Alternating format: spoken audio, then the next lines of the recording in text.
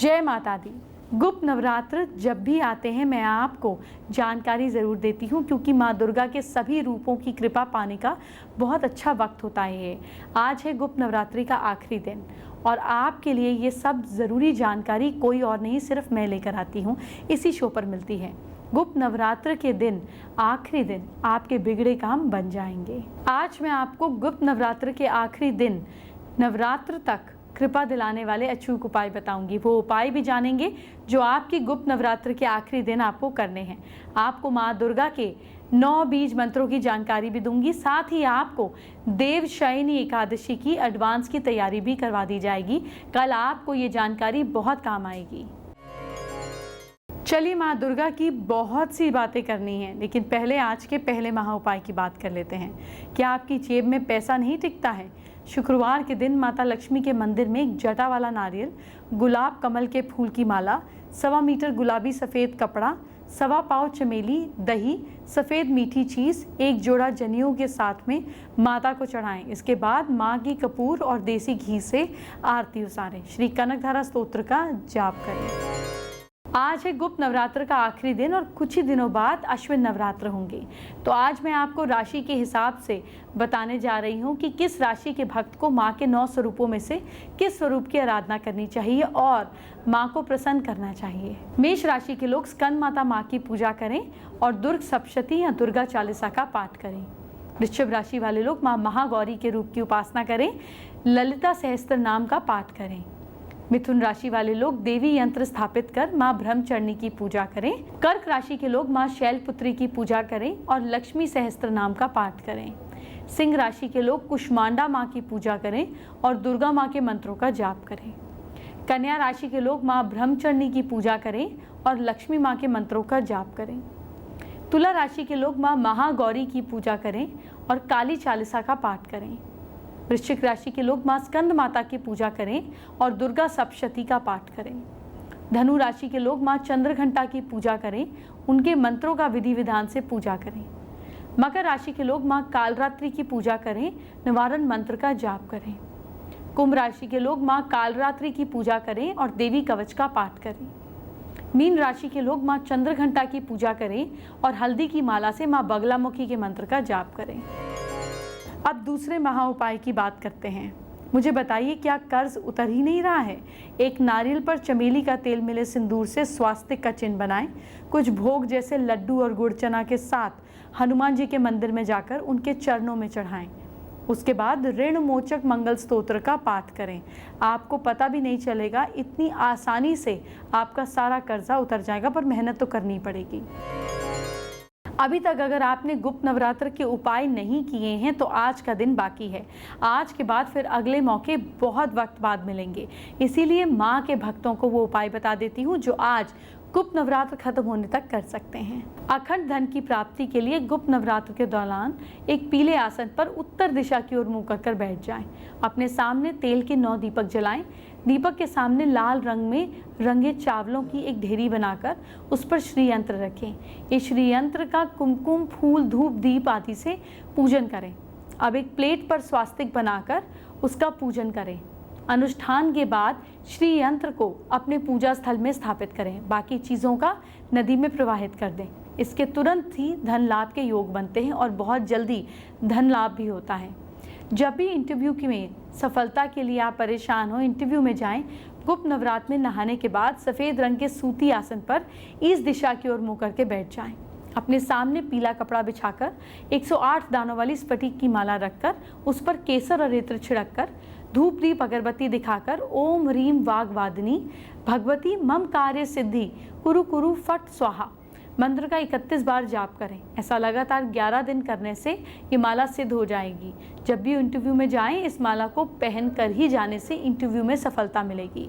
अखंड सौभाग्य के लिए गुप्त नवरात्रि में एक साफ कपड़े पर मोती शंख को रखकर उस पर केसर से स्वास्तिक बनाइए। स्वास्तिक बनाने के बाद स्फटिक की माला से श्रीम ह्रीम श्रीम महालक्ष्मी नमः का एक माला का 108 बार जाप करें। हर मंत्र के साथ एक चावल इस शंख पर डालते जाएं। इस प्रकार 108 मंत्र जाप दौरान 108 चावल के दाने शंख पर डालने हैं। इस प्रयोग को लगातार 9 दिनों तक करें। पूजा के बाद इन चावलों को एक सफ़ेद रंग के कपड़े की थैली में रख दें। रोज़ इसी तरह 9 दिनों तक करें। 9 दिनों के बाद शंख में जो भी थैली में डाला है अपनी तिजोरी या लॉकर में इसको रख दीजिए। इस उपाय से घर में पैसे आने लगते हैं। जल्दी शादी के लिए गुप्त नवरात्र में अपने पूजा स्थल में शिव जी पार्वती जी का एक चित्र रखें। चित्र की पूजा अर्चना कर नीचे जो मंत्र बताने जा रही हूँ उसका 3, 5 या 10 माला का जाप करें। जाप के बाद भगवान शिव पार्वती से शादी में आ रही बाधाओं को दूर करने की प्रार्थना करें। मंत्र इस प्रकार है: ओम शम शंकराय सकल जन्मार्जित पाप विध्वस्नाय पुरुषार्थ चतुष्टाय लाभाय च पति में देही कुरु कुरु स्वाहा। दैवीय कृपा प्राप्त करने वाला मनोकामनाओं को पूरा करने के लिए आपको एक खास काम करना है। गन्ने के रस से माँ भगवती का अभिषेक करवाने से आपको दैवीय कृपा प्राप्त होती है, गॉड्स ग्रेस जिसको बोलते हैं।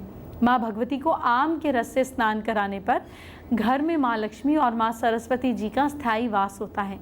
उस घर में रहने वाले बुद्धिमान और धनवान बनते हैं।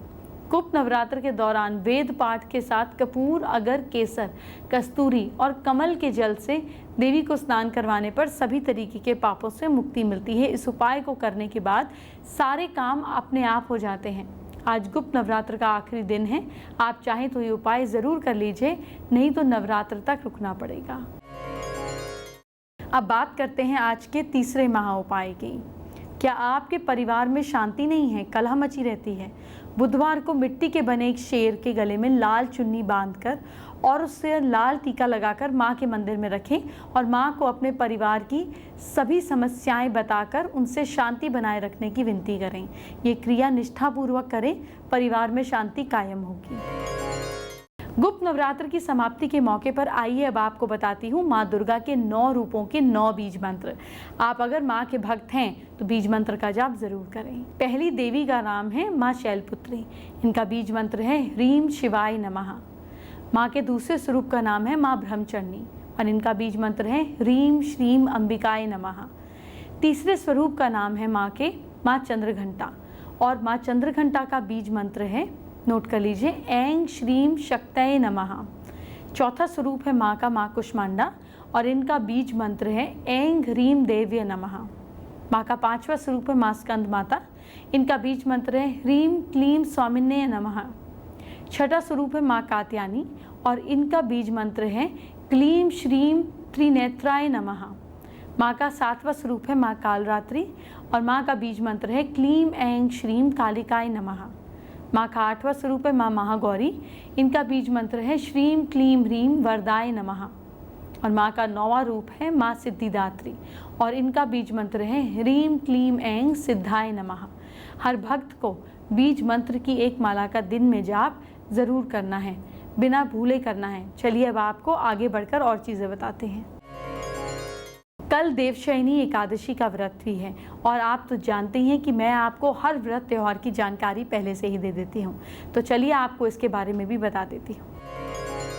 देवशयनी एकादशी व्रत की शुरुआत दशमी तिथि की रात से मानी जाती है। दशमी तिथि की रात में भोजन में नमक का प्रयोग आपको नहीं करना है। अगले दिन सुबह उठकर व्रत का संकल्प कर भगवान विष्णु की प्रतिमा को आसन पर आसीन कर पूजन करना चाहिए। पंचामृत से स्नान करवाने पर फिर भगवान की धूप दीप फूल से पूजा करनी चाहिए। भगवान को तांबूल फल अर्पित करने चाहिए।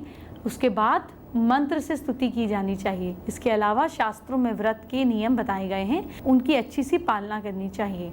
आपको ये भी जानना चाहिए कि महीने में 2 पक्ष होते हैं और 2 पक्षों में 2 एकादशी होती हैं, यानी कि साल भर में 12 महीनों में 24 एकादशी होती है। इस पुण्यमी देवाशनी एकादशी का व्रत करते हैं। इसके दिन से शुरुआत होने वाले चतुर्मास के नियम या किसी भी पुण्य का संकल्प करके उसका पालन करता है, उसके सभी पाप नष्ट हो जाते हैं। जिसकी कामना से इस व्रत को करता है, जो भी किसी भी कामना से करता है, वो पूरी हो जाती है। इस वजह से इसे मनोकामना पूरी करने वाला व्रत भी कहा जाता है। अब बात करते हैं आज के चौथे महा उपाय की। क्या आपको शनि दोष है? शनिवार के दिन एक जलधारा नारियल लेकर उसके ऊपर काले कपड़े लपेट दें। 100 ग्राम काले तिल, 100 ग्राम उड़द की दाल एक कील के साथ में पानी के पास में कहीं पे छोड़ दें। ऐसा करने से बहुत ही लाभ होता है। एकादशी का दिन महीने में 2 बार आता है और आपको कुछ उपाय बताने जा रही हूँ जो एकादशी के दिन कर लेने हैं। अगर आज नहीं कर पाए तो परेशान होने की कोई ज़रूरत नहीं है। पंचांग से इजीली आपको एकादशी कब है पता चल जाएगी, गूगल भी कर सकते हैं। अगली एकादशी कब है ऐसे सर्च कर लीजिएगा। एकादशी की शाम तुलसी के सामने गाय के घी का दीपक लगाएं। ओम वासुदेवाय नमः मंत्र बोलते हुए तुलसी की 11 परिक्रमा करें। इससे घर में सुख शांति बनी रहती है और संकट नहीं आता है। एकादशी पर भगवान विष्णु को पीले फूलों की पूजा करें, उन पर अर्पित करें। इससे आपकी हर मनोकामना पूरी हो सकती है। एकादशी पर भगवान विष्णु को खीर में तुलसी के पत्ते डालकर भोग लगाएं। इससे घर में शांति बनी रहती है। एकादशी पर पीले रंग के फूल, कपड़े और अनाज भगवान विष्णु को अर्पित करें। बाद में सभी चीज़ें गरीबों को दान कर दें।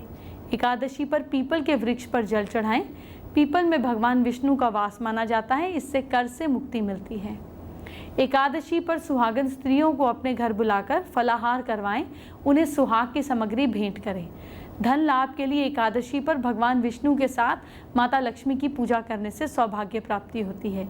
एकादशी की सुबह स्नान आदि करने के बाद भगवान विष्णु की प्रतिमा को केसर मिले दूध से अभिषेक करें। एकादशी की सुबह स्नान आदि करने के बाद श्रीमद् भगवत कथा का पाठ करने से भगवान विष्णु प्रसन्न होते हैं। एकादशी पर तुलसी की माला से ओम नमो वासुदेवाय नमः का जाप करें। एकादशी पर दक्षिणाव्रती शंख की पूजा करके भगवान विष्णु और माँ लक्ष्मी को प्रसन्न करने, इससे धन लाभ होगा। चलिए आपको देते हैं आज की स्पेशल एस्ट्रो टिप। आज गुप्त नवरात्र पूरे हो रहे हैं। माँ के 10 महाविद्याओं की पूजा इस गुप्त नवरात्र के दिन होती है। आप आज 9 दिए माँ के मंदिर में दुर्गा माँ के सामने जलाएं और जो भी मनोकामना करेंगे वो ज़रूर पूरी होगी। फेसबुक पर दृष्टि ने अपनी प्रॉब्लम को हमारे साथ में शेयर किया है। देखिए, दृष्टि की लाइफ में बहुत ही ज़्यादा प्रॉब्लम्स चल रही हैं। मेंटल स्ट्रेस है और प्रोफेशनल लाइफ में भी दिक्कत है, जिसका वो उपाय जानना चाहते हैं। अपनी प्रोफेशनल लाइफ को ठीक करने के लिए कुछ दिन के लिए रेगुलरली ब्लू कपड़ा साथ रखें या पहन कर जाएं। चांदी का सिक्का अपने पिलो के नीचे रखें और एक ऑफिस के ड्रॉअर में भी रखें, आपको आराम मिलेगा। एंटरटेनमेंट की बात हम बाद में करेंगे। आपके कल को संवारते हैं। क्या करें अपनी राशि के हिसाब से, ये जानिए। मेष राशि के लोग गाय की सेवा करें। भाग्य साथ दे रहा है आपका 69%। वृश्चिक राशि के लोग विष्णु जी की पूजा करें।